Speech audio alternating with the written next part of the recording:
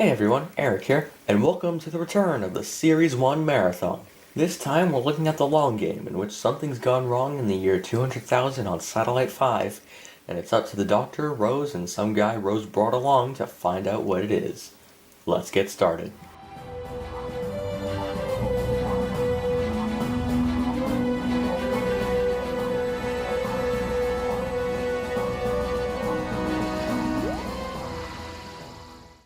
First, a bit of a mini rant regarding a couple of throwaway lines here.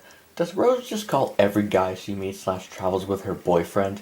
Is Mickey really that insignificant to her that not only an alien who travels around in a police box replaced him, who was a complete stranger when she ran away with him, mind you, but also an assistant in an American Museum of Alien Tech who she also didn't know?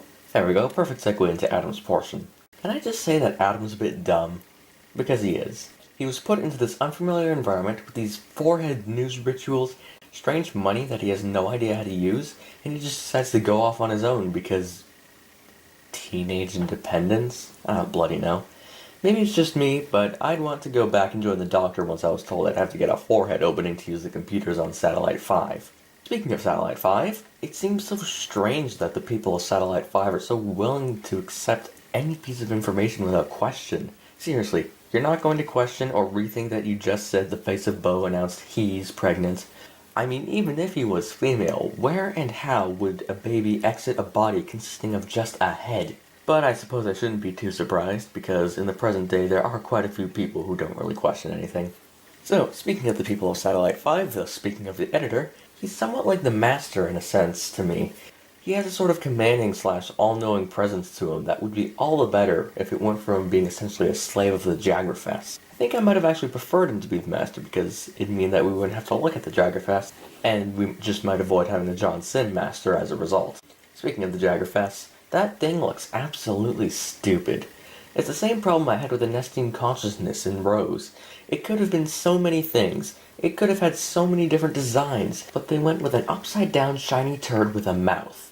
Maybe it's just because I have watched a lot of classic Doctor Who recently, but this episode seemed to be over quite fast. It seemed like the whole thing about the editor going back and changing history, meddling monk style, was over just as fast as it began, and there really wasn't anything to show that this was truly a possibility. I mean, sure, the editor most likely knew where the TARDIS was, and I guess the key levitating itself next to Adam meant that he could beam it up to floor 500 or something, but I just didn't buy it. Overall, I'd say this episode was pretty lackluster. The stakes don't seem as high as in other episodes.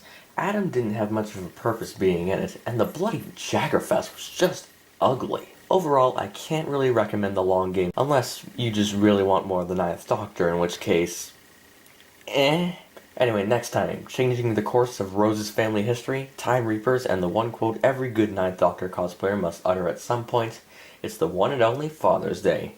See ya then.